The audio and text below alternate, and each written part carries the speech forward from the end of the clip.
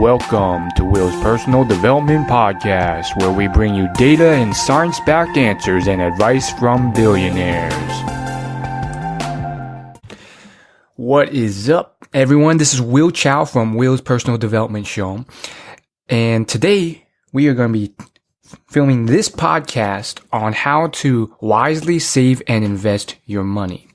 Now, I've got quite a few requests from young people who are asking about this. And at first I was like, there's so much information out there already, but, when it's young people, they want to hear from certain individuals that they trust, and they want to hear advice from certain individuals with a certain style and personality. So that's what I, will be trying to do for you all, which is provide my own personal take on how to invest and how to style your personal finance life.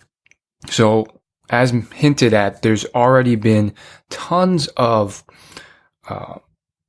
blogs and blog posts and books and courses and radio shows and podcasts about personal finance and this topic. However, some people still want to hear from me and my personal say on it. So I think this is incredibly important. First off, a bit of a background on me. Why should you trust me? Who am I? What do I do? Well, I'm a podcaster, blogger, and YouTuber. My home base is my website, willyouLaugh.com. That's WILLYOULAUGH.com. And I am a personal development blogger. I've been doing this for a few years now, studying and deconstructing the world's most successful people, billionaires, athletes. And you can see it in my YouTube videos, my email newsletter. Almost every day, I'm posting something, deconstructing a new book or a new interview of a billionaire or new scientific studies. And so from that standpoint, you can see the archive online of hundreds of pieces of content where I've done this. So I have some experience in the realms of successful people. And that's only like the surface of it, really. That's the tip of the iceberg. There's a lot more reading and studying I do. Then I have time to document, curate, edit for grammar, and upload online. So I do more than I actually put out online. And of course, one of the things I hint about that I have some knowledge on is personal finance. It was one of my first passions in the personal development realm, which is growing and building your money. And this is something where, if done effectively, you can, with modest income, grow a fortune of millions of dollars through time and patience, often decades of patience. And I'll show you how to do that. So, saving and investing your money, the first real thing that you have to understand is that with such a topic, there's a lot of great material online already, as well as in books that you can check out from the library and audiobooks. So, there's a few that I do recommend right off the gate to get you started and get you interested in this topic and get the foundations there. And no, it's not Rich Dad, Poor Dad. I think that's probably the most popular example, but I wouldn't consider it a real personal finance book. It's more of like a money mindset book. It doesn't break down the fundamentals necessary to do so. So the first thing that you need to understand is compound interest. And that's really the magic mathematically of how you can make millions of dollars through a small initial investment that you keep investing consistently over a long period of time. And how it works is that if you increase your income or your nest egg, nest egg is basically just a fancy way of describing your savings. But if you increase your savings by 10% every year, that will compound like a snowball mathematically into hundreds of thousands and millions of dollars if you wait 20, 30, 40 years. And that's the secret, some people call it the eighth wonder of the world. Work out the math yourself.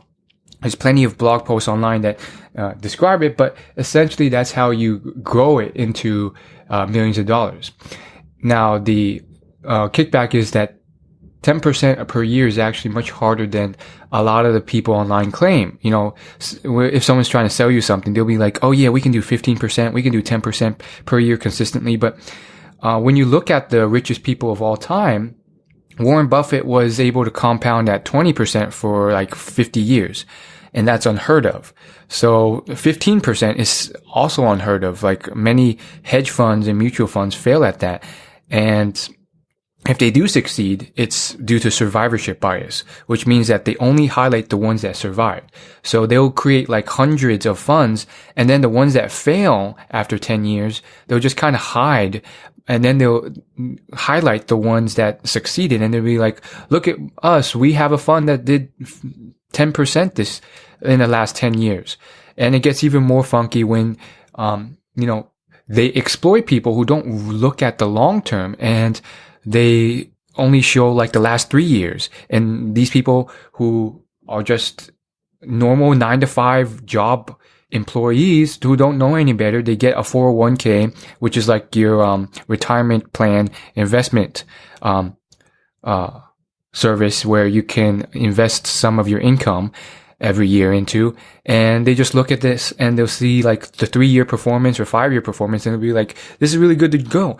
But it's really hard to do on a 10, 20, 40, or 50 year span. So as you can tell, I can get pretty deep into this real quickly, but as a beginner, since you're new to this, I would just want to recommend some basic fundamental books that will kind of break these down into more detail. But the essential things that you need to know is that compound interest is magical. If it's too good to be true, it usually is. And look at a longer term period of performance before you go off, drooling over anything that tells you that they can, do a very large amount of compound interest. Look at the long term. And by long term, I mean 20, 30, 50 years into the past, even 100 years. And so the first books I recommend are the books by Jack Bogle. He's also called John Bogle. He's the founder of Vanguard, and he's been critically acclaimed by many successful people like Warren Buffett. They're huge supporters of him. Now, Jack Bogle, he likes to be called Jack Bogle, I believe. He has written many books on this topic, and they're really great books to really fundamentally break down and disprove a lot of the false assumptions and tricks and methods that people will use to scam you. There's plenty of investment funds who will be like, oh, we'll give you all these returns, and they're too good to be true. So his books are a great place to start.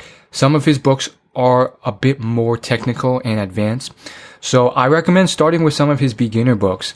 One of them would be the Boglehead's Guide to Investing, but he's written like 10 different books, and different people will experience different books in different ways. So you might think that one book is more complicated. Another person might think that this one is a perfect fit for beginners. So I encourage you to just go to your local library or a bookstore and look up this, find his books. They are very well known. And I don't think they're well known enough. They're well known, but not well known enough. I really think that they need to be promoted more. And look through each of these books and find the one that best suits your taste as a beginner. And he really walks through the math, and he really breaks down all of the different sides to the whole thing. And I think it's a great place to start. And as far as investing to begin with, this is a topic, saving and investing, that I'm very passionate about. I'm excited that you all are as well. And the crazy part is I've only really written one article about this. I wrote it for Founder. Founder is a very well-known podcast and blog. It's behind the big magazine, Founder magazine, and Nathan Chan, its founder, no pun intended, really liked what I was doing, and I reached out to him, and he let me write a epic article on saving and investing your money. So that was fantastic, and that's an article that you can probably find on Google if you just search Will Chou, and you can spell that CHOU, and then put a space there and write founder.com. And that's founder without an E, so it's just FONDR.com. And if you don't find it, then search Will Chou founder.com space investing. I'll create a short custom URL so that you can just go straight to it. So if you search willyouLaugh.com/founder investing. So that's willyouLaugh.com, WILLYOULAUGH.com/FONDRINVESTING. That will redirect you to my blog post on it. So it's a beginner/intermediate blog post on how you can save and invest your money, if you want to get started. And I think it's a good blog post. It's geared for beginners, but it fairly quickly starts talking about intermediate topics. I was a bit overeager when I wrote that, so just keep that in mind. This podcast will be more for beginners. So here you are. You're a young, ambitious millennial. Maybe you've made a name for yourself. Maybe you haven't, and you want to save and invest your money for the future. Well, how do you do that? What should you invest in? What should you do? You want to grow your money. You don't want to be scammed. You don't want to fall for a get-rich-quick scheme or something that is too good to be true and ruins or loses your money. You've read the basics. You've checked out the books I recommended. You've even read my blog post on the topic. Here's what I suggest next. Okay, so first and foremost, first thing that you have to know is that the best investment isn't always in something else. It's in yourself. This is a quote I got straight from Warren Buffett. The best investment you can make is in yourself, because that is something that you will always have. You can go broke. You can go bankrupt. Inflation might go through the roof. Jobs might go down the drain. Employment may go up. There could be another world war. The economy could crash again. But you still have yourself and your abilities. So any investment you make in yourself is the most inflation-proof investment ever. I thought that was a very profound topic, because most personal finance people, they start with money. Where should I invest it? Should it be in this index fund, a mutual fund, real estate?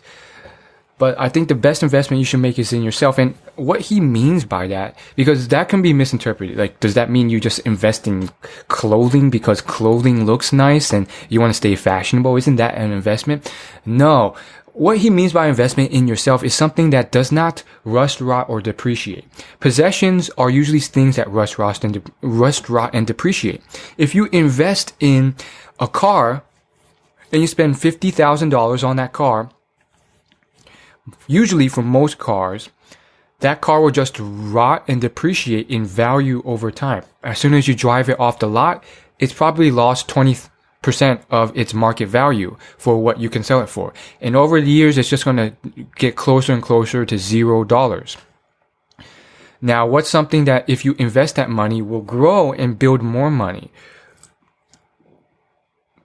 Well, one thing would be your knowledge and wisdom. And not just any knowledge and wisdom. Probably the highest impact return on investment would be knowledge and wisdom related to skill sets that can make you more money, that you're passionate about, and that you can become or already are dangerously competitive at. You're really good at. So maybe you are a graphic designer. Well, maybe a graphic designing course by someone who's an expert will up-level your game. That investment will bring more money back. What's another example? Let's say you're a writer, you're an author. You already make money from that, but you want to up-level your game and become an even better writer, blogger, author, and make more money from that. Well, Malcolm Gladwell recently teamed up with Masterclass. I'm not affiliated with either of them. And they created a online course for $100, like a full length, high production online course on writing. And that is a brand new method of learning from some of the best in the world on how to write better. If you don't have $100, go to the library and check out Stephen King's book, which is, coincidentally titled On Writing. That book, I've read parts of it. It's fantastic. This guy has made more money writing than 99% of people on earth right now. He's made millions of dollars from his fiction writing. And so that's a great way to really learn how to become a better writer for free or close to free. If you have a library card, it's completely free. So I think it's a fantastic use of your time, and it doesn't have to cost much money. Sometimes it can, sometimes it doesn't. And, the bigger costs aren't always the ones that return the most investment. That's the uncertainty with investment. Is it the one that costs more, the one that costs less, that's going to give you more money? You don't know. I've gotten more from a $10 book sometimes than a online course I've bought that have cost hundreds or sometimes thousands of dollars. It sometimes depends, and vice versa. But the point is, you're taking a intentional effort to do this. Most people my age, I would say 90% of them, most young millennials, do not do this. They instead just spend wildly on clothing and food and sometimes travel and vacation. And that's how they spend their life. And I've been guilty of this too before. I'm not some superhuman being. I recently just bought my first denim jacket ever and black jeans ever. So there were times where I have treated myself. But what you should consider doing before you start, thinking about investing your money in anything else is dedicating a specific portion of your money. Maybe it's just 1% of your income every month. You can gradually increase from there, but, create a small bucket. Maybe it's a second checking account. Something where you allocate specifically and intentionally a percentage of your income to be reinvested in yourself. You can start at 1% if you don't have much money. Maybe that's just $20. Spend it on a book on Amazon. And then when you get more money or you feel more comfortable doing this on a yearly basis, because this is something you have to, be able to sustain for, years to come, maybe you'll increase that to 5% or 10% of your income. That money you have to pay to yourself at the beginning of every month to invest in yourself. It could be on an online course. It could be in books. It could be in coaching, mentors. It could be in any type of investment that will help you learn better so that you don't have to repeat the mistakes of the past. And there's many ways of doing that. It could not, coaching, courses, and books are just one way. Outside of audiobooks and podcasts and stuff like that, you can learn through a certification. You could learn through actual workshops with real people. You could learn not through something that's labeled as a straight up training, but just something through raw experience. Tim Ferriss, he decided to learn by dedicating about $20,000, if not more. It might have been $100,000. He was moderately rich at the time.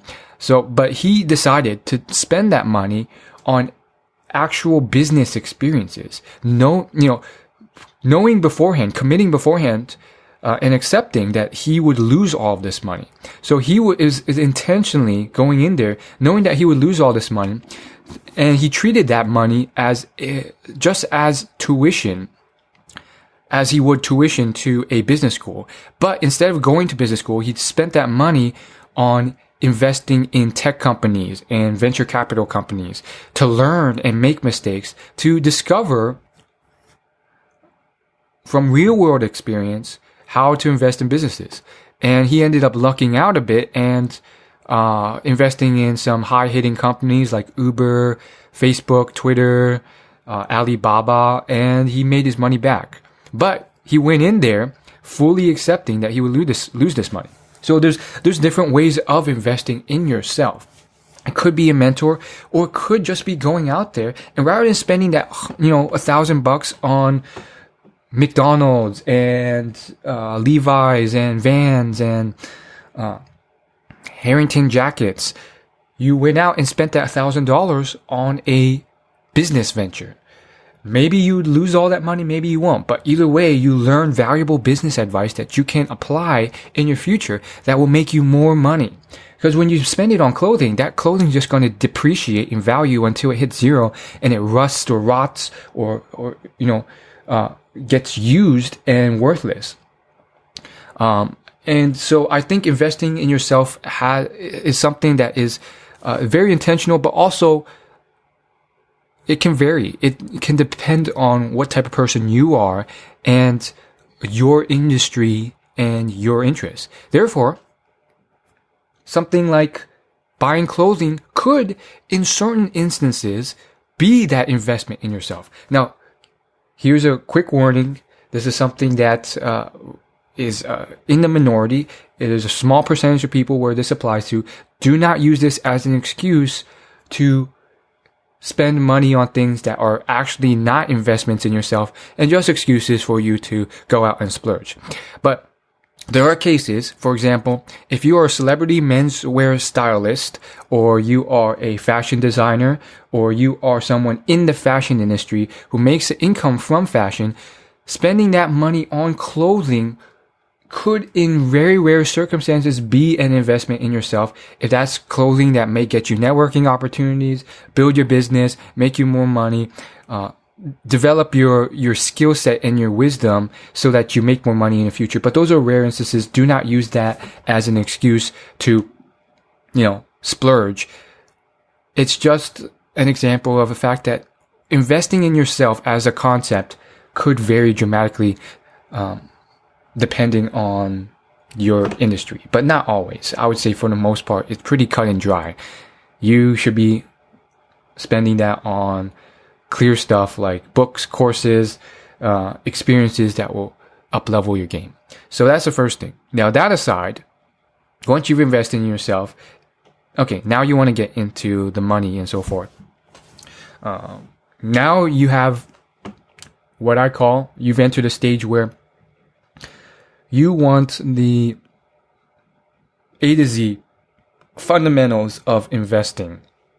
At this point, these are the true beginner books. Now, I mentioned John Bogle's books to begin with, but I shouldn't have. I think those are books that are good, but more advanced. I was a bit overeager there. I would say the most beginner gateway books, now that you've heard what you have, are Dave Ramsey books. I think Dave Ramsey is probably your beginner place to go to. He's well known for all his books on getting rid of debt, but I'm assuming most of you listening are people who are ambitious, smart, can take care of your money, and you don't have debt. If you do, check out Dave Ramsey's books. He's written like 50 books. He has a radio show, a Facebook show, a YouTube show where he releases content daily on these topics. So check those out too.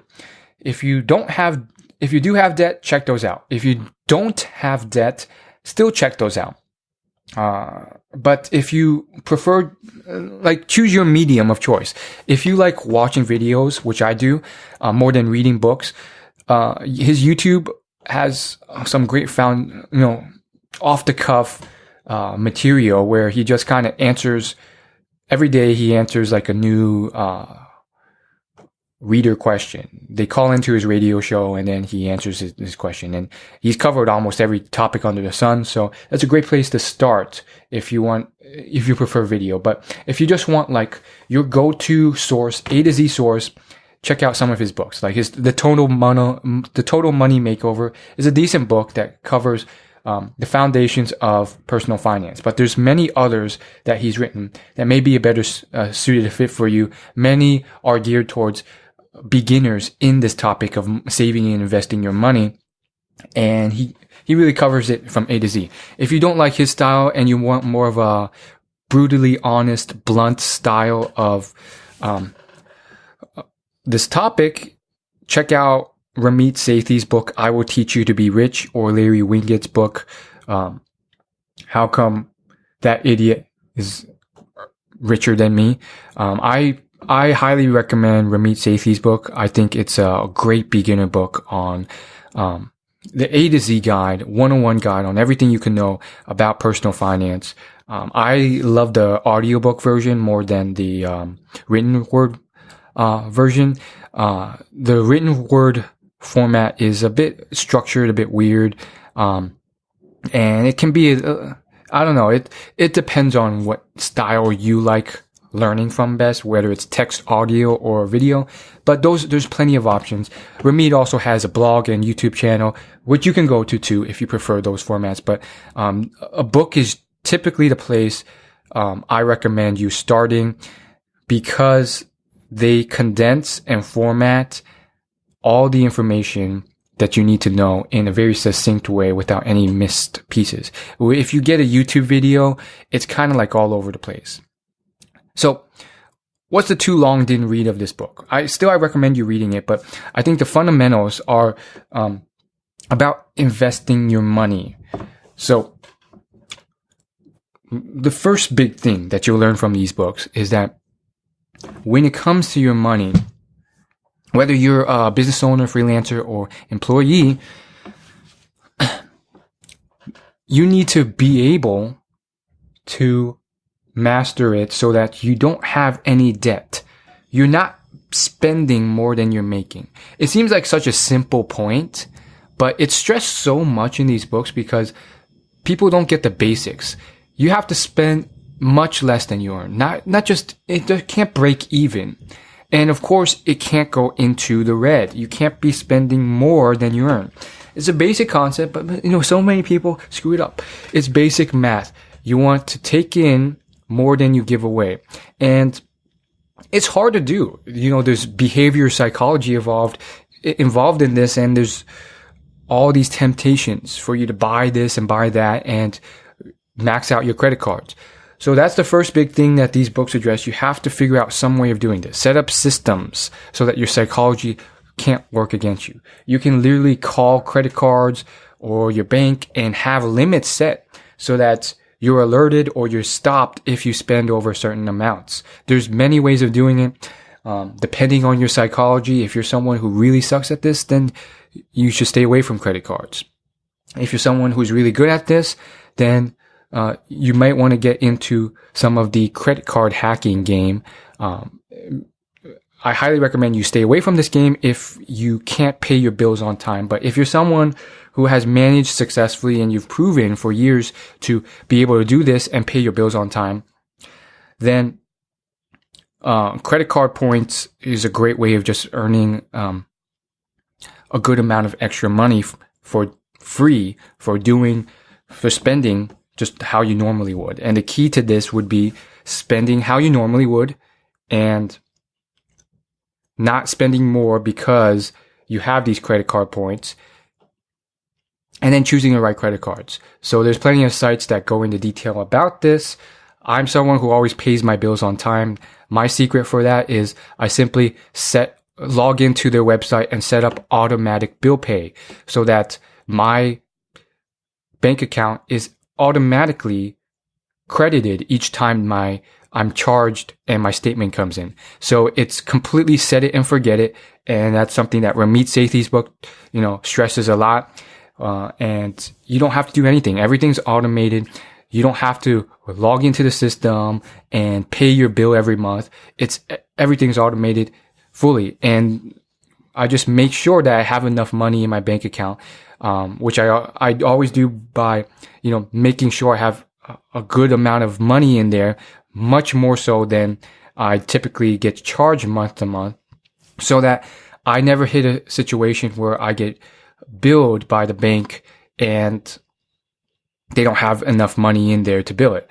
When that happens, you get hit with an overdraft fee, which is where the bank temporarily pays the credit card with their own money, and you get a fee for that, a hefty $50 fee, sometimes $25 fee. And that's something that when I was younger happened to me once or twice. But that's something that you should try and avoid if at all possible. And simply by having more money in your bank account than you would ever be charged is one way of doing that. So, if you're like me and you always pay your bills on time, you want to get into the credit card hacking game to get even more points and money back. And that's something that I highly recommend you do not do if you have ever experienced credit card debt or you consistently can't pay your bills on time, because if you do get into that game with that track record, it will ruin your credit score and it will just get you into more debt. Credit cards are a very tempting beast. However, I'm assuming most of you are ambitious, successful, Asian, hardworking people like me. So if that's the case and you pay your bills on time, I recommend the website, thepointsguy.com, 10xtravel.com, if you care about getting free travel points for flights and hotels, and a good amount of them, by just spending as you normally would, but by choosing the right credit cards. They have lists of the best recommended credit cards you get, and they update these lists every month. I recommend only choosing the credit cards that you can actually hit the minimum spend on based off your regular spending. So if you only spend $500 per month, don't get the Chase Sapphire Preserve card, which requires a minimum of like $4,000 spent in the first 3 months to unlock the travel bonus points you'll get with the card. Now, if you're not as concerned about travel points and you just want regular cash back rewards, there's many other websites that do this and will kind of optimize and give you the highest suggested points that you recommend. And these blogs fluctuate yearly, so I would just do a search for best cashback credit cards on Google to find them.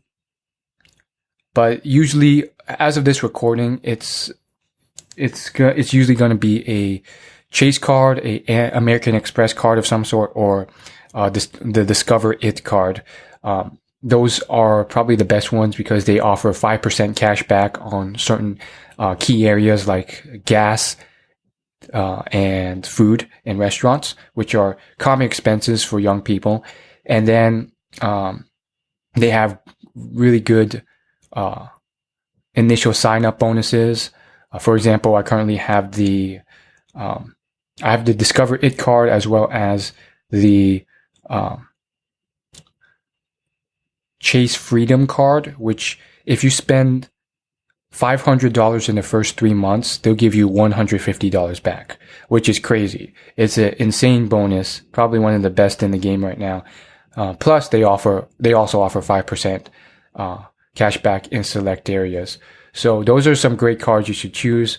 Really cool stuff. Just as a bonus tip, make sure that you, especially with the Discover It and Chase Freedom cards, you have to log in every quarter to their website credit card system.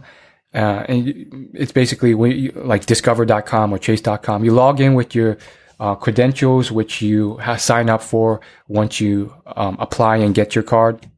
And from there, they will, you have to actually click the thing that says, there's going to be a section that says the 5% calendar program. And you will have to actually sign up and click the button that says sign up for the program every quarter, or it won't enroll you in the program. So that's a bit of a nasty extra step you have to take, but you won't get that 5% cash back until you sign up manually for these quarterly programs. It just takes a few clicks of the mouse, but it is one of those things where they kind of have to, that's where they get you. I guess what they're trying to do is have people forget about it so that they missed the 5% cash back. But a few clicks of the mouse is enough every quarter for you to get that. So that's all I will say about the credit card hacking game, because all these other sites have written everything under the sun that you can think about if you want to learn more about it. If you have a bad credit score, that's probably a sign that you have problems with paying your bills on time, and you shouldn't get into this. But if you really believe that you're someone who can fix this, and you actually are going to fix it, then they've written plenty of articles on how to increase your credit score and get back into the game.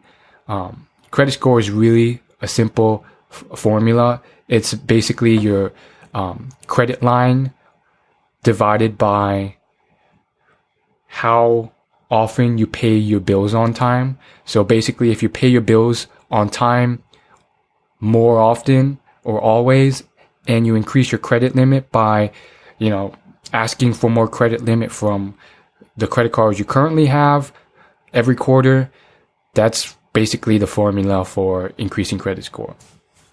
So yeah, check out those sites. 10x Travel and thepointsguy.com are great resources for learning more about any of that stuff. And then there's plenty of other websites out there, like 1 Mile at a Time and so on and so forth. Nomadicmat.com. We'll go into more detail if you so choose. So moving on from the credit card game, you've learned to invest in yourself. You've learned about how if it's too good to be true, it probably is. You've learned about the power of compound interest. You've got some great recommendations on websites for credit card hacking. You've learned about credit card hacking. You've also got great website recommendations and book recommendations for fundamental beginner resources to learning the basics of personal finance that you must know. And then now what do you do from here? Well, the next part will be about automating and building your investment. So you're saving, investing. Okay, you've already invested in yourself. If you're a business owner, probably if you're making the most money from your business, you want to reinvest it into the business because that will give you the biggest return. That's something you can control yourself, and that's where you should go. I think that's probably the biggest mistake that business owners make. I see this all the time. I've read many articles about this mistake. It just constantly happens. And I think it's the nature of it. And this is something even employees can learn something from. The nature of this issue is that I believe it's because many people who become millionaires or rich from one area, they're not like me. They don't spend their free time poring over hours of history of successful people and the mistakes they make. So when you don't do that, you're doomed to repeat history. And that's what happens. They make the same freaking mistake each time. And what this mistake is, I'll give Noah Kagan as one of many examples. He wrote a whole blog post about this on his blog, okdork.com. And essentially what happened was he made all his millions in the internet business. He has many internet businesses. Some are software, some are deals related. His biggest ones are Sumo.com, which is a software as a service business. It's a monthly subscription. I run it on my site. I use the free version on my site, but it has a bunch of services in there. You can collect emails with it. You can, create heat maps with it. You can have social share tools on your website.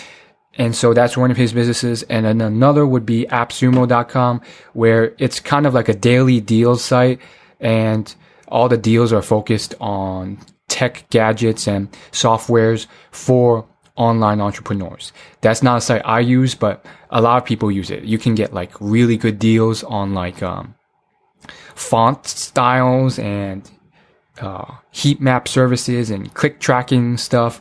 And he's made a lot of money from that website as well. Anyhow, I'm not affiliated with him in any way, but I do follow his readings and his blogs and his podcasts. And he's given a lot of great tips. And he wrote an article about how, fairly recently, he was tempted to get into real estate. And he did, and after a lot of hassle, his return on investment was much less than what he would make with his internet businesses. On top of that, it was a huge time cost because he had to deal with tenants and upkeep of the real estate apartment he was renting out and all this other hassle. And he concludes that he was tempted by this, like many other wealthy entrepreneurs, because he feels like he had this feeling that he was missing out and that he had to get into this other sphere, this other industry to, be safe and diversify. And more so, he thought that, real estate was more stable because it was actually real. Like you can feel and tangibly own an actual place, whereas the internet is just something that could collapse one day, which isn't true to begin with. Like Facebook's here to stay and Facebook's an internet business. But, he was tempted by all this stuff, all these factors that many others are, which is this whole idea that, I got rich in this industry, but look at all those people getting rich in the other industry. And what it's failing to realize is that you have to stay in your zone of genius, your circle of competence, and it takes a long time, years, to become really good at one area. And many people, I've been tempted with this myself, many people, they feel like they can get successful in another industry. I myself have been tempted numerous times to start a rap YouTube channel where I would just be rapping and doing rap music videos, even though I suck at singing and rapping, because, I get a big head and I'm like, oh, it wouldn't be cool to be a big rapper as well. You have to focus. Will Smith has said in an interview that to be world-class successful at something, you need a tremendous amount of focus and ability to say no to many things. Warren Buffett has emphasized the importance of staying in your circle of competence for the longest time. And there's other examples of people who have failed at this. Neil Patel, he has his podcast Marketing School, and he has his website, neilpatel.com. He's really big in the online marketing space. He's one of the top people in that will speak at digital marketing conferences and summits, and he has revealed this in a couple podcasts and one blog post of his, where his biggest regrets have been where he has failed to focus, and he's tried numerous things when he's revealed that he would have made more money if he had just focused on one business rather than trying to start numerous different businesses, and also being tempted to get into different industries because he saw his friends making more money in an industry that he wasn't a part of, even though he wasn't skilled at that industry. So this guy has started many different companies. Crazy Egg, which is a heat map and user click tracking company for websites. Then there's Quick Sprout, and then he's also started Kissmetrics, which is another data analysis company. And he started SEO, search engine optimization companies, and so on and so forth, and consulting companies. And he says if he had just focused and started one company and just stayed with that company, he would have made more money. I mean, there's other people, Russell Brunson, Ryan Lee, who have also come forward with similar things. And it gets very tempting. Like when you're in the internet space and you see someone making money in something random or somewhat related to you, like, maybe they have an app, or they're in real estate, or they're in the horse business, you get tempted. And you're like, oh my goodness, they're making so much more than me. Maybe I should just drop this. Just stay in your lane, put your blinders on. Don't show off how much you're making, because that will just put you on your radar, which will attract more people to you who are going to just tempt you even further. So just keep that in mind. Even if you are an employee, it still relates to you. Stay in your lane and reinvest in that.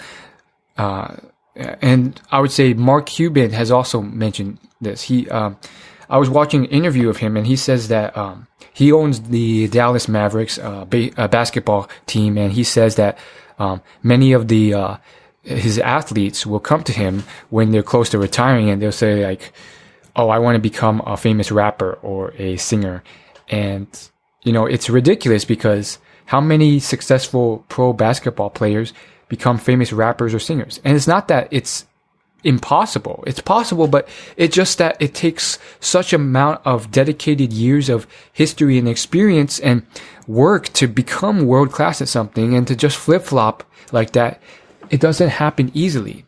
So it's the same type of deal. Like, you have to really know where you stand and stick with it. And if you want to switch, you can, but you just have to dedicate a lot more time and effort to do it. And even these pro basketball players, they, knowing how much dedication it took them to become a basketball player, they were still tempted by this, idea and arrogance of just like switching over and becoming successful at something they have little experience at.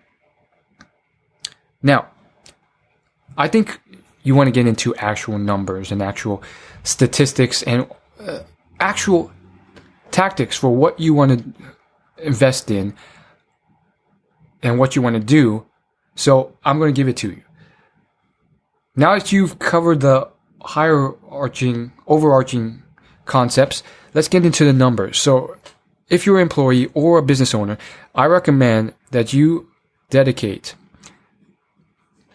a small amount of your money, maybe 5 to 10%, to short-term government bonds. Why? Because they will return. They will not give you much money back, but they're safe bets. They will grow more than what's in your bank account right now, and you can access them and get them back fairly quickly. They're not held off captive for 10 years or 20 years like certain long-term bonds. But it's just a small amount of income that you can allocate and get back, and it will return you more money than hiding your cash under the mattress. Plus, it's backed by the U.S. government, and it's a fairly safe bet. I only suggest you allocating a small amount to that because current interest rates are crap right now, which affects the bond market as well. So a very small amount, and that's really just a pure safety bet. It puts you in a place where you have a small amount of dedicated money in a safe place that is growing, that is accessible, but is still far off away for you to psychologically not be able to access it immediately, and get you into the mind space of having a dedicated savings amount that you're growing and investing. Now, how should you allocate the rest of your money? Now, there's different models to choose from.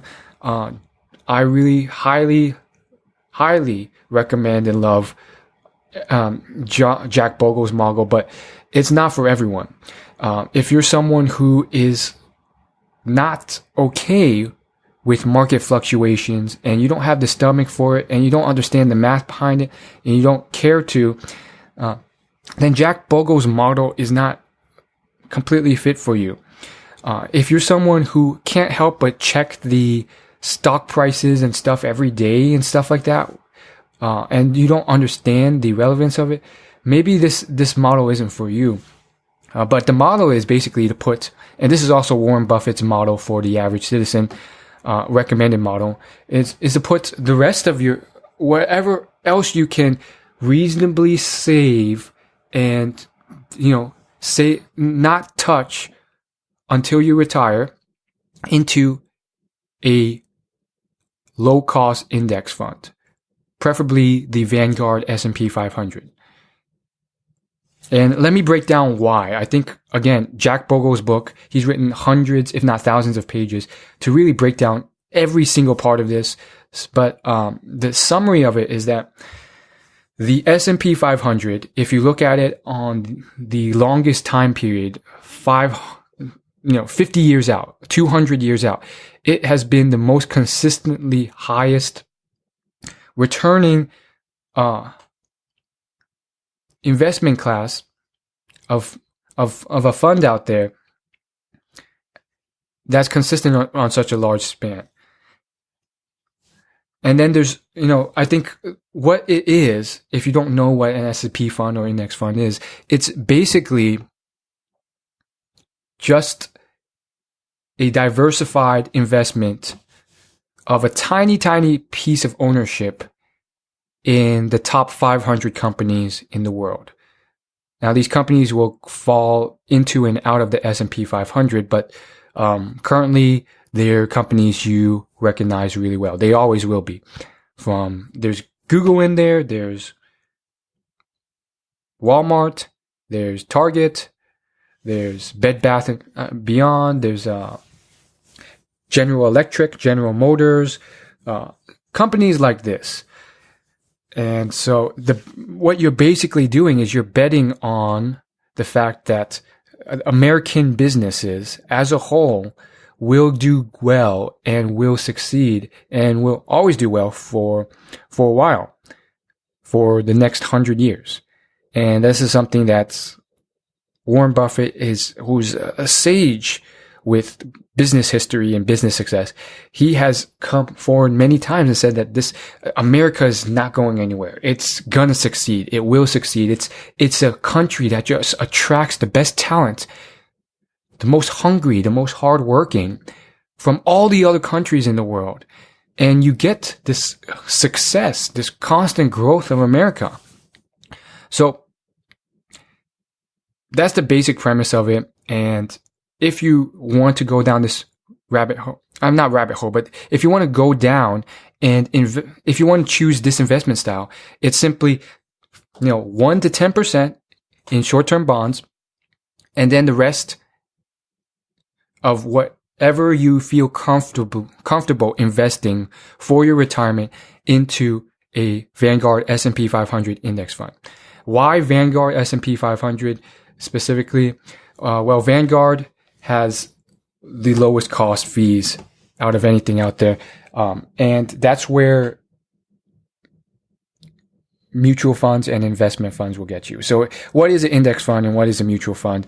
Index funds is basically a fund of an index. And in this case, the index would be the top 500 companies in the world. Mutual funds are funds where you have like an actual group of people who are of their own accord choosing which stocks to invest in for you, and whatever those businesses return on a yearly or decade-long basis, that is what you will get.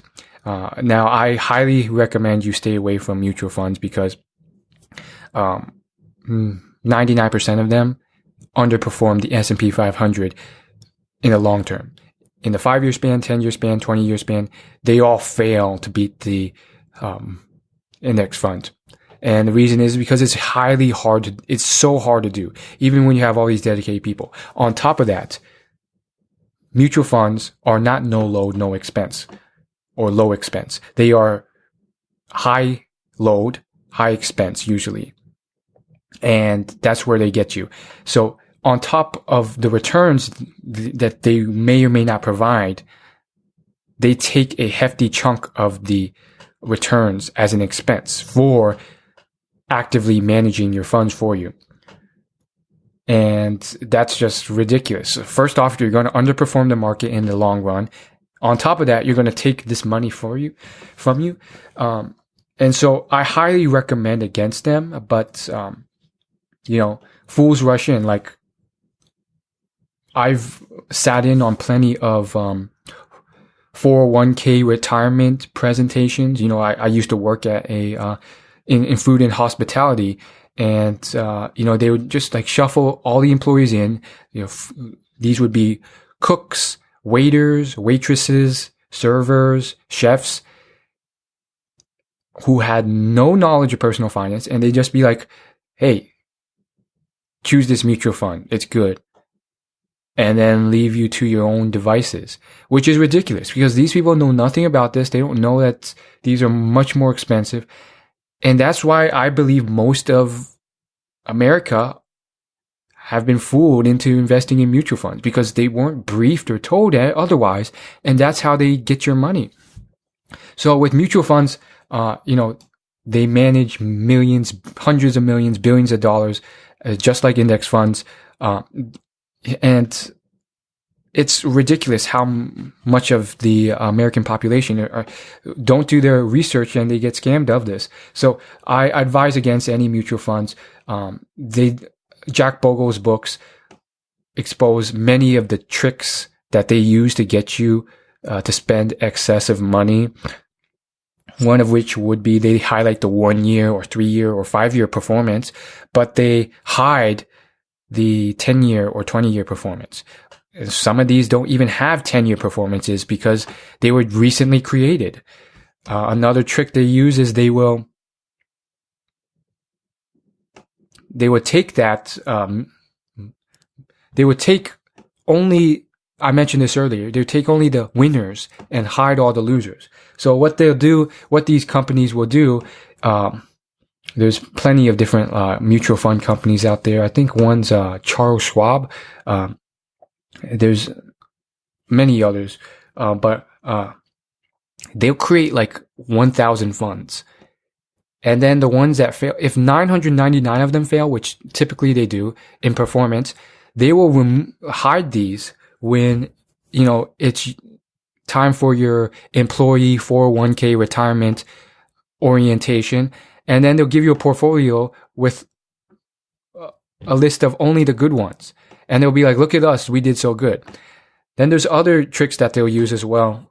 For example, they'll just say like, oh yeah, we only take a 3% expense fee every year. Well, Jack Bogle and many other personal finance bloggers does the math, and over like a 10-year span, a 3% compounded rate of expenses taken out can reduce your final amount of money by up to like 20 to 40%. By 30 years out or 40 years out, over half of your money is gone, 60% sometimes, or 70% of it is gone because it's eaten up by a 3% or 4% expense every year. So how does that occur? How do they take, if you get a 10% return and they only, quote unquote, only take 3% of that 10% return, how does that eat up so much over the long term? Well, he works through the math in the books, but the basic summary of it is that, first off, you don't always get 10% every year. Sometimes it'll be 5%. Sometimes it fluctuates from year to year. On average, it can be around 8%. And so you're taking that and you're sucking it away. And each time you return less, you compound less, and it grows less in the long term. So that's really the big reason why, these seemingly small expenses can really just rip you apart. And many of these mutual funds also have what they call a load. So what is a load and what's a no load?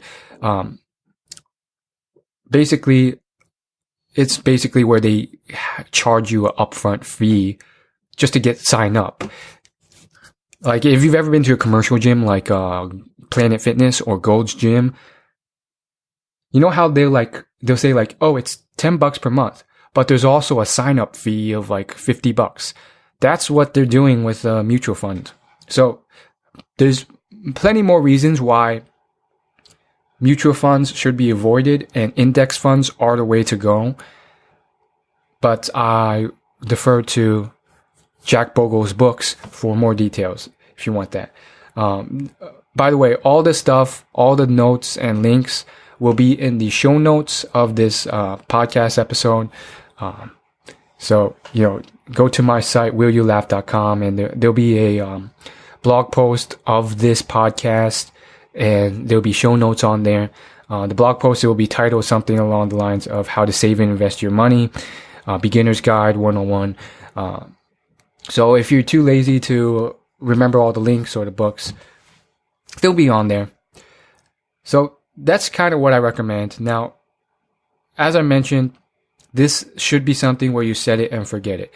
Once you buy into these Vanguard index fund, don't look at it. Don't look at it daily. Don't look at it weekly. Don't look at it monthly. Don't even look at it yearly. This is something you should set and forget until you retire. And there's plenty of books, from Ramit Sethi's books to Dave Ramsey's books to Jack Bogle's books, that go into the dangers of behavioral psychology, behavioral economics, and just the fear of loss and the loss bias that we have. And therefore, if you have to realize that this is something that's a long-term play. So you shouldn't look at the performance of this on a daily basis. And that's the danger of it. They let you look at the performance of this, and that's where they get you. Once you buy it, don't sell it. You can't get out of it until you retire. Now, for a 401k and a Roth IRA, you can't. Like, these are retirement plans that I highly recommend that you max out every year, that you can't withdraw out of it or sell even if you wanted to. So in cases like that, you should be good to go. Your psychology will be limited by the limitations of the actual thing. For most of you, you won't have enough money to max out both of these. The U.S. government has like a $5,000. Again, look this up. It changes from year to year. They increase it for inflation, but it's currently $5,500 for a Roth IRA. So you may not even have enough to max this out yet. So it's not really an issue. And then the 401k has an $18,500 yearly contribution cap for your retirement. So both of these, you probably won't even have enough money to max these out from a year to year. So you should be good to go. But for any of you super earners out there who are like making a ton of money, you're ambitious, these are people I love listening to this podcast because you're successful, you want to be more successful. But if you're amongst that group where you've maxed out your 401k and your Roth IRA, then you want to put money into your own investment fund. And you can just go to Vanguard.com and do this yourself and invest into a S&P 500 index fund from there. With this type of option, which you should only start once you've maxed out the first two, that's when you have the ability to sell at any time if you so choose. I only recommend you do so if you have the psychology and stomach to just invest and not look at the performance. I personally have this ability to do so. So I've been contributing to this and it's been no problem. I don't look at this thing. I have better things to do. I have podcasts to run. I know I have to set it and forget it and, be comfortable knowing that it will grow in the long term, 50 years from now, to millions of dollars. And I don't have to screw around and invest and sell. You shouldn't be selling. I know in the long term, it will trend upwards. In the short term, it will fluctuate. That's what markets do. It will go up and down. So if you don't have the stomach for this, don't do it. Instead, invest in things you do have the stomach for and you can control better. Maybe it's your business. Maybe it's your self-development. That's what I do. For my professional development, I also devote a good portion into what I mentioned at the start of this podcast, the initial stages of self-learning through books, courses, coaching, workshops, conferences, events, those things. So that may be a better use of your money if you do not have the stomach for this. Another option, if you really want to you still have the money to do this and you simply don't want to, you've spent enough on professional development. I don't know. And you don't want to get into anything outside of your circle of competence like real estate. Well, what else can you do? If that's the case, then there are other, other investment allocation styles that are pretty good. And there's really only one book, two books I recommend for this. The first one is called Money, Master the Game by Tony Robbins. And the second half of the book is really where he interviews a bunch of really wealthy people from Ray Dalio to Paul Tudor Jones.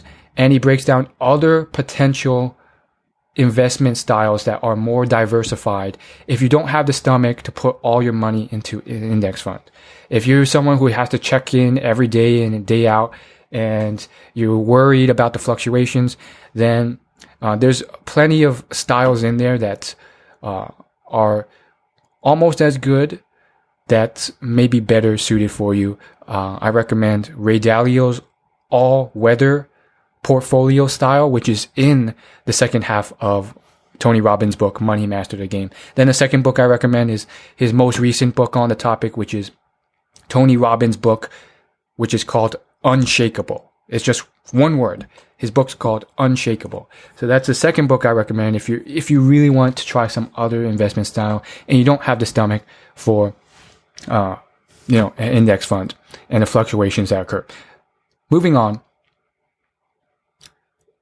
The next common question that I may get is, well, which one do you max out first? And what exactly is a Roth IRA? And what exactly is a 401k? So, what are these? Well, they're both retirement accounts. And only in rare circumstances can you withdraw that money from them once you've put them in until you retire. And those, and if you do, there's usually a hefty fee associated with it. So for all intents and purposes, these are retirement funds that you can't take out of until they retire. The Roth IRA is a retirement structured account that is the best and the first one you should max. And Ramit Sethi has written many blog posts about this. He's written books about this. Check them out for more details. But the big idea behind this is that with a Roth IRA, it's highly, highly tax efficient. For wealthy people and anything involving big money, which retirement accounts do, if you want to retire and live for 10 years and your expenses are $50,000 a year, for 10 years you need $500,000 to do so. For 20 years, that's $1 million in retirement money you need saved up to live off of that. So, nowadays we do need millions to live comfortably after retirement. And, especially since our lifespans are getting longer, it's become more and more important to have millions saved up to live comfortably, which many people don't. So again, good on you for preparing ahead of time. Now, since whenever you do deal with big numbers of money, taxes are usually your biggest expense. It's the biggest thing that will just eat your money away. When you're being taxed 30% or 40% for business income tax or whatever other tax, federal employee tax, that eats a huge chunk of your money away. The magic and beauty of a Roth IRA is that you pay pre-tax on it. Think about the magic of that. So let's say you contribute like $100 today. You're only paying like $10 in tax rather than sometimes up to $100,000 if after you were to withdraw that money when you retire off that 10%. So rather than paying, so you think about that. You could either pay like $10 today or $100,000 once you retire. And that's ridiculous. Plus you'll be in a higher tax bracket and you might have to pay more, once you retire. So it functions in a way where you are paying pre-tax money rather than after-tax money. And thereby you're saving a ton of money because the percentage of the lump sum, the total amount you're being taxed, is going to be a lot larger when you retire than when you're contributing that money. So it's basically a way of saving a ton of money from taxes. That's all you need to know. If you want to know more details, there's been books written out about this. There's hundreds of personal finance bloggers like Mr. Money Mustache. Check him out if you want like really good details and numbers. MrMoneyMustache.com is like one of the most popular personal finance, personal blogs out there. But that's the basic gist of it. And the government knows how effective and amazing this is, which is why they cap it out with such a small yearly contribution amount. Currently, it's only like $5,500 per month. And every year they raise it by like $250 to account for inflation. So it's really not much money you can contribute. It's still a hefty amount, but it's not much. I have it set up from Vanguard to automatically contribute that amount and, max it out every year. So I can just set it and forget it. As long as I have enough in my bank account to withdraw from to do so, it will automatically do it for me, so I don't have to worry about anything. It literally takes only a few clicks of the mouse and a bank verification to set it up. A bank verification just means that like they just want to check to make sure that this is my bank account, and they do that by like sending you a few cents, and then you just tell them like how many cents you were sent. It's usually something like anywhere from 1 cent to 50 cents. So it's simply with a few clicks of the mouse, you can get that set up yourself and set it and forget it. And they even have an option to do a monthly contribution to hit that rather than a yearly one, if you feel more comfortable contributing to it on a monthly basis to hit that cap versus one lump sum at the beginning or end of the year. So it's a fantastic way of doing that. That's simply the vehicle where you're taxed, so that you can still choose to invest in that in whichever fund you want. It could be a mutual fund. There's thousands and thousands of mutual funds to choose from. Again, I recommended avoiding mutual funds. Or you can go with an index fund. Ray Dalio's all-weather portfolio does have some mutual funds in there. So if you choose to go that route, then that could be a potential alternative to an index fund where you're using a mutual fund for your Roth IRA. Again, not recommended, but could be recommended if you don't have the stomach for index fund. The problem with it is that the same thing applies. Like mutual funds also fluctuate, so you're not really out of the picture. Therefore, I just recommend an index fund if you're going to be doing the Roth IRA. What really makes the other portfolios in Tony Robbins' Money Master the Game less of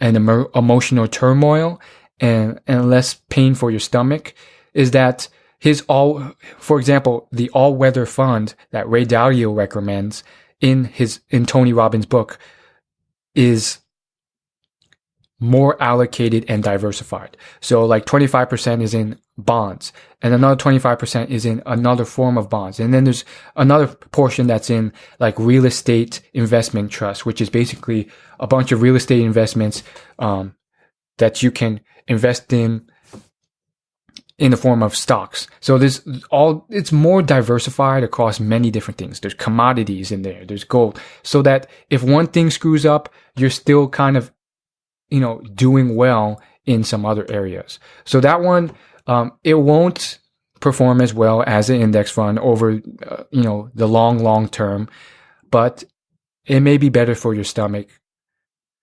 So in conclusion, max out the Roth IRA first, and then max out the 401k.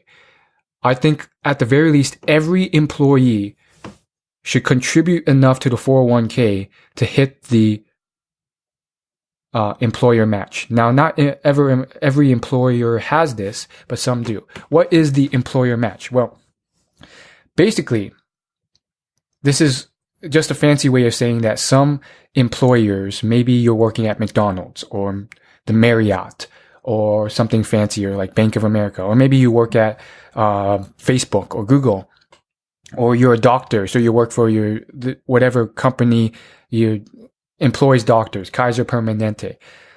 Many of these big companies, Best Buy, Sears, Walmart, Apple, they'll have this thing with your employee package when you join the company where they will say, like, as part of your benefits, if you contribute to this retirement plan, your 401k retirement plan, we will also contribute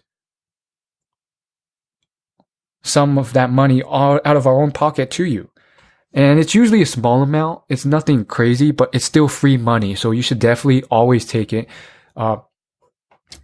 The standard is usually 5%, or, some companies in rare instances will have like a absolute monetary cap. So it'll either be like 5% or $1,000 every paycheck cycle or something like that. So if it's 5%, what that means is that like, we'll contribute up to 5% of your paycheck amount. So if you earn like $1,000 per paycheck, that's $50 in free money that they'll contribute to the 401k. And it's dependent on you actually contributing. So usually it's a employee match. So they will match you up until that cap of 5% or 15%, whatever it is that they so choose. So if you don't contribute to the 401k, they're not matching you because you didn't contribute yourself. So just keep that in mind. If you're contributing into your 401k, which I recommend after you max out your Roth IRA and you have the money to sustainably and healthfully do so, then that's what you do. I'll tell you straight up front, since you've been dedicated enough to listen to all this podcast so far, that I personally don't have enough to really put much into the 401k. I'm not rich enough to put, to even come close to maxing out that 18,500 yearly contribution limit into my 401k. But I still put in some in. I put in what I can sustainably and healthfully do so without going broke. And so just keep that in mind. At the very least, and this is something that you should always do when there's free money involved, hit the employee match. So usually it's something really, it's a small limit to hit. 5% is not much. So, contribute enough until they stop matching you at 5% or 15% because it's free money. And then do as much more as you comfortably can until you can hit that cap. The 401k also has tax benefits that are fantastic. They're not as good as the Roth IRA, which is why I recommend you maxing the Roth IRA first. Again, check out Mr. Money Mustache and all those other blogs and books out there that go into detail about the math of what a 401k does. Ramit Sethi has a great article on the tax benefits to a 401k versus a Roth IRA. But the basic idea is that the 401k isn't pre-tax, but the tax amount is less because it is housed in this vehicle. So it's better than just contributing money via your own investment fund by logging into something like Vanguard.com and doing it yourself. But it's not as tax efficient as the Roth IRA because it is not pre-tax. The big thing with a 401k is that the tax amount is reduced compared to just investing your own money yourself. So it's still tax efficient, not as efficient as a Roth IRA, but still well worth it to max out, which is why you should max that out second after the Roth IRA, but both should be maxed out. Again, this is all stuff that is emphasized and repeated to death, especially in books like I Will Teach You to Be Rich by Ramit Sethi. I highly recommend Ramit's book. There's a few things in there I disagree with, but overall, I love his book. So that's it for this podcast. Thanks so much for listening to this whole thing. Just as a quick refresher and review, if you want to get started, read Dave Ramsey's books. Then read Ramit Sethi's book, I Will Teach You to Be Rich. That should give you a good foundation. If you want more, then go into more of Dave Ramsey's books, get into Jack Bogle's books, I believe everyone should read at least 3 of Jack Bogle's books at some point in your lifetime if you want to become good with personal finance. From there, set up these set it and forget it systems. Start with investing in yourself, dedicating a portion of your savings to your own investments, courses, books, coaching, conferences, anything that improves your skills. After that, invest in yourself by maxing out your Roth IRA. Then max out your 401k. Actually, before the Roth IRA, I think it may be good to just hit that tiny employee match if you are an employee that your company is giving you for the 401k, because it's free money. And then finally, if you still have more money and you've maxed out those yearly contribution limits set by the government, and you still have money to save and invest, put it into a no load, no expense S&P 500 index fund. It can be Vanguard's, or it could be some of the others. There's many others out there. Fidelity is another one that has the lowest expenses and lowest costs. I keep recommending Vanguard because they've time and time again always been the lowest cost and lowest expense, and always try to avoid mutual funds if you can. If you want something that is less, that fluctuates less, or that something that you can feel much more comfortable in your stomach, if you don't have the stomach for it, to just set it and forget it, and you can't help but check the fluctuations daily, then check out Tony Robbins' books, Money Master the Game first, and then his second book, Unshakable. But Money Master the Game, the second half, has other recommendations that are more diversified and fluctuate less, but will be more safe for your stomach, for that you can hold on to and buy and invest in until you retire, such as Ray Dalio's all-weather portfolio, which has more elements to it than just an index fund. There's commodities in there, there's real estate, there's bonds in there, and so on and so forth. So that's it, in a nutshell for this. I really think that this will get you very far in life. If you can start early, people can start as early as 18, but if you start early and you really get going, by the time you're 50 or 60, you will have, through the power of compound interest, millions of more dollars than other people. You can tell I can talk about this for a long time. There's plenty more details in this, but you really don't need the minutia details. If you follow these basic steps, if you read these books, you get the fundamentals, you'll be so much farther ahead of most people. And I'm just so excited that you even care about this, because most young people I've met, I would say 99% of them, they don't care about this, and they will learn to regret it once they get old. So I'm so happy that you started. You probably even may have started earlier than me. I really only started taking this seriously by the time I graduated college. So I was fairly late in the game technically, and I could have started earlier. And if I had started in high school or even earlier, when I was 18 or 17, I don't know, that could have equated to a couple $100,000 by the time I retire. That's the thing with starting early. So I could talk about this endlessly, but there's so many books and blog posts and stuff written about this.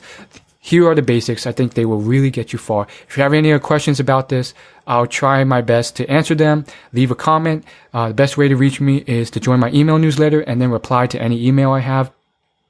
And of course, I'll do my best to direct you to any people who are better experts than me at this, because there's plenty, and they can even answer these questions better than I can. Thanks so much for listening.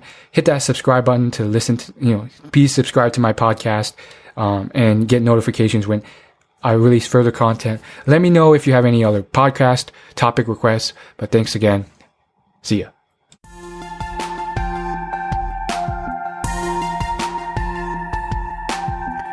Thank you for listening to Will's Personal Development Podcast. You can find more at willyoulaugh.com.